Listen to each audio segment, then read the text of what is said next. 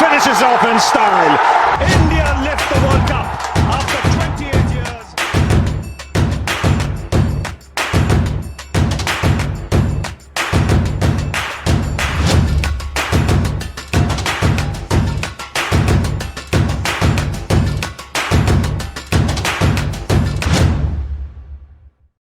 Hi, hello viewers. Welcome to Breathe Cricket channel. I am Ashwin and today with me I have Ayyappa and Sai Prashant. So before going into this video, I want to first of all thank all our viewers, the Breathe Cricket family, who have been supporting us constantly and showing us love and support, which has been motivating us to give you a very good content and positive cricketing contents. Like we want to give you all the information that we can.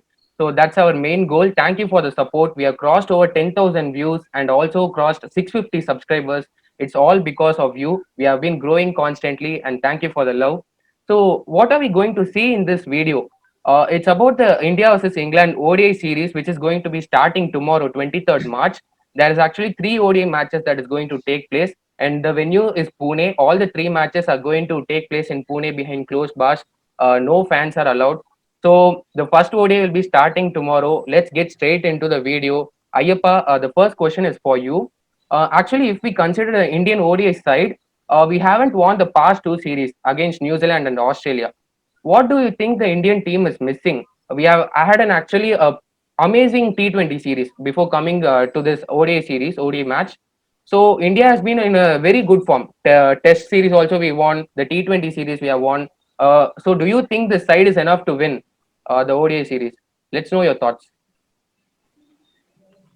Hello, viewers.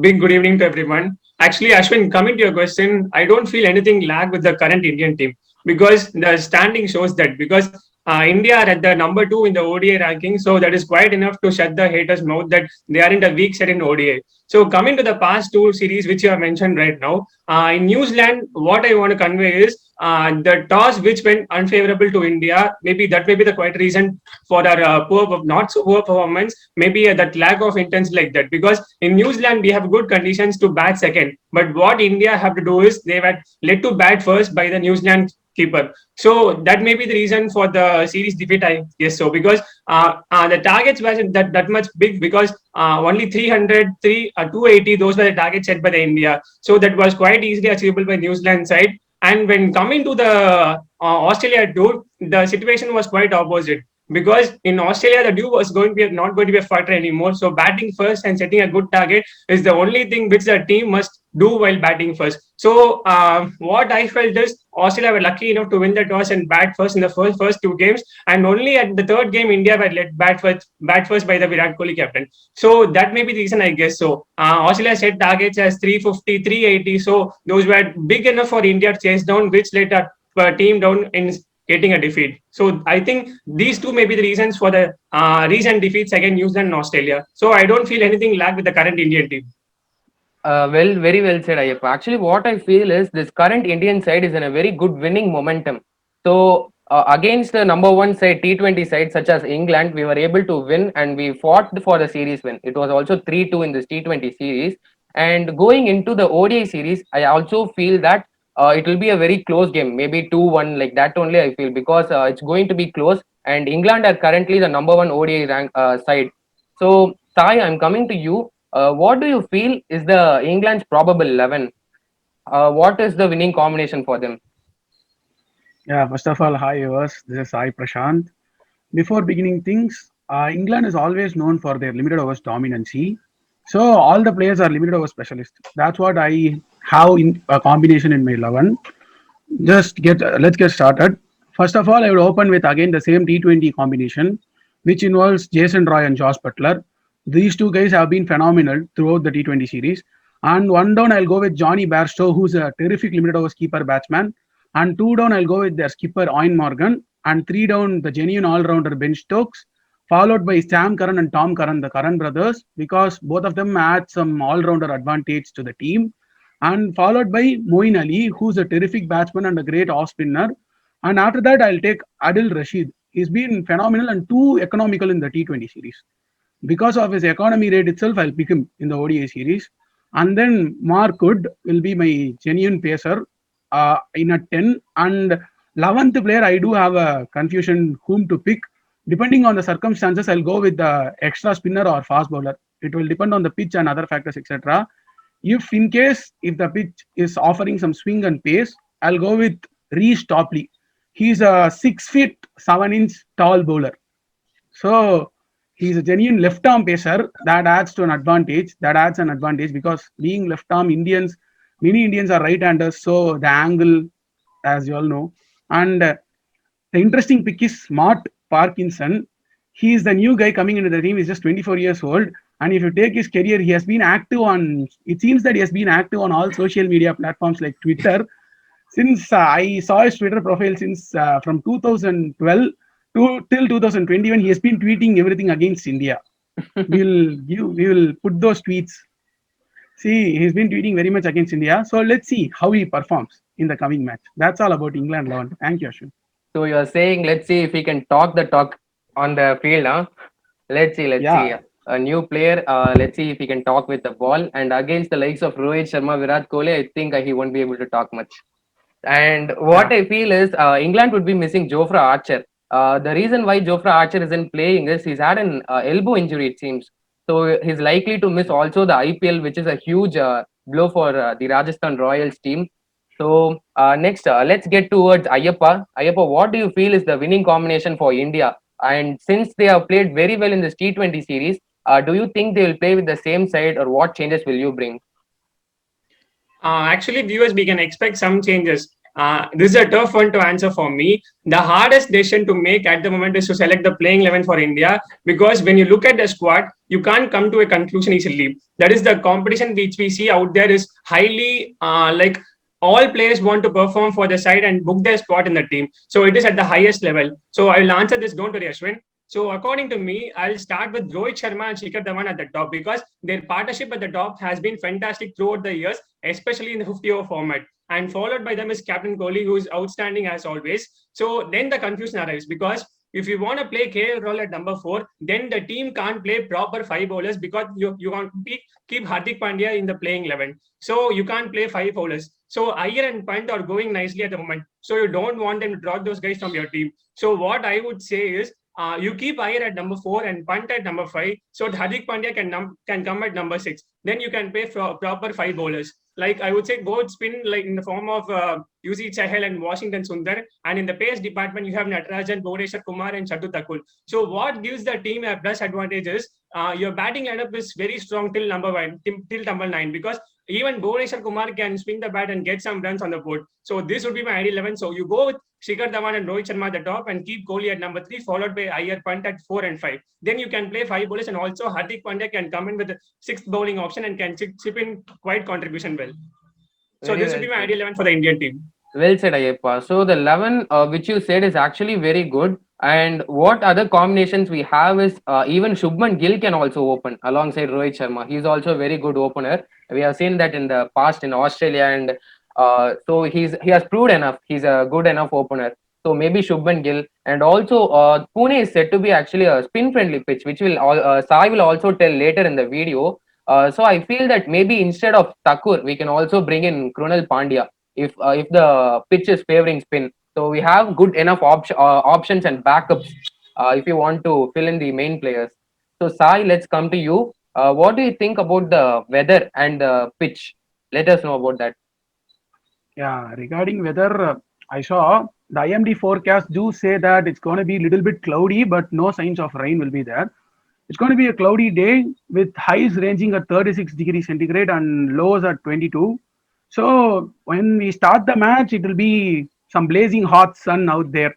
And as the match progresses into the night, we'll see the temperature drop. And I expect there will be dew, because from high to the temperature drops from high to low, there is a good probability and possibility of dew. So I do expect dew, but no rains will affect this game. That's what I believe, and that's what the weather forecast even say. And regarding pitch, this is an interesting topic. Yeah. Actually, Pune pitch is generally a batting pitch, because the highest total posted in this ground is 350 in an international match, and the lowest score defended is 283. Not the lowest score ever defended is 283. Then see, even if you you can easily bat a lot, and One more thing, this pitch has been rated poor in the year 2017 when England visited us. So that's there are controversies about this pitch. Let's hope India and England break the controversy and let's see who's gonna win, whether it's England or India or Michael Vaughan or Wasim Jafar.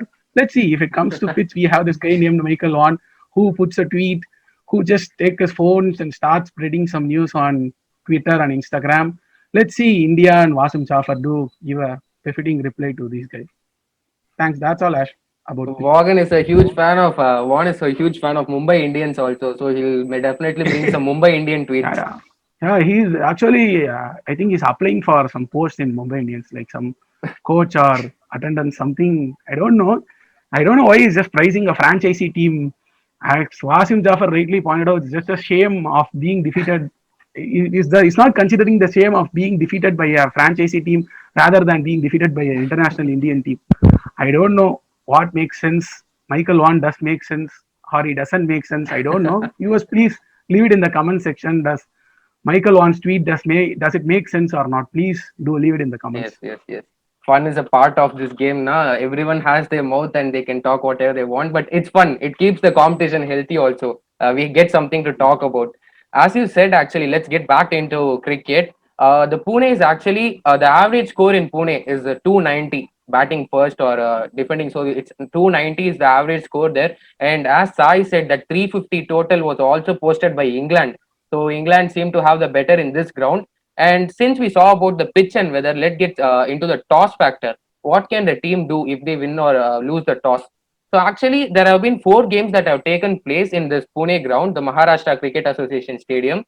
So it has been an even if you consider batting first or chasing. 2 games teams have won batting first, and 2 games teams have won batting second. So it's a tie factor if we consider if it's good to bat first or bowl first. But since Sai said that there might be dew factor coming in later in the evening, it's better to chase according to me. And considering India have the better spinning attack, I would consider India would choose to bowl if they win the toss, and so that they could chase later in the evening. Because I think it's likely to see an England going with more pacers. So if, when the dew comes into play, the fast bowlers might get a difficulty in gripping the ball. Even the spinners also, Adil Rashid and Moeen Ali, though they have been very economical and class bowlers, I think we might struggle using the dew. So I think it's good to chase today. Whichever team wins the toss, choose bowling and chase. And in case you are batting first, put a score near or above 290 so that you can defend. Because Sai said the lowest defending score itself is 288, which is actually high score in many grounds. So it's going to be a good high run scoring game according to us. So let's see which team comes on top. Let's get into the final sector of this video, the predictions. Ayappa, I'll come to you. What do you think is the past score? Who will win? Let us know. Actually, no score is good enough, or like you can't easily say that you can defend scores in India, because coming to the stadium itself, the last time when England toured India, they played the first game here and scored nearly 350 runs, but that wasn't defended by England team. We saw a classical knock from Virat Kohli and Kedar Jadhav helping India to thumb that game. So probably the team winning the toss would be opting to chase first. And as I said, if some team is going to bat first, at least they need to post 350 on the board if they're going to have some chance of winning. Otherwise, the team batting first won't be winning the match for sure. So an ideal score would be, if you're batting first, at least set a target of 350, unless you don't win the game.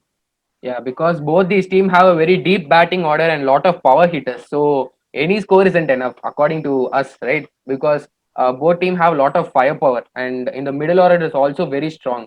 So Sai, what do you feel? What are your predictions for this match?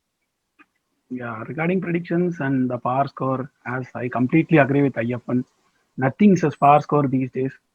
I do agree 350 or more than 350 would be par. And predictions, as usual, first things first, first match, India will lose. That's been Comeback the side, huh? trend. Yeah, that's been the trend. So, yeah, we'll make England get some false hope that they'll win the series after losing this game.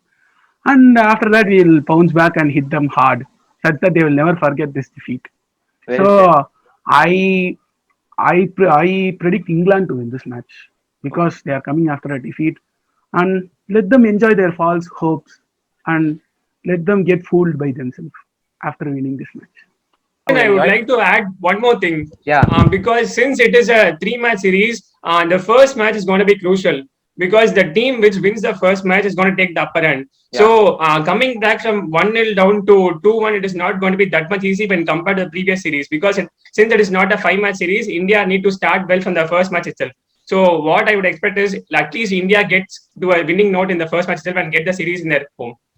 Well said, well said. So anything is possible because both teams have good bowling and batting lineup, and it's the number one and number two side going against each other. So it's going to be a close contest, definitely. Let's see if it's Sai or Ayappan's predictions that comes ahead and at top.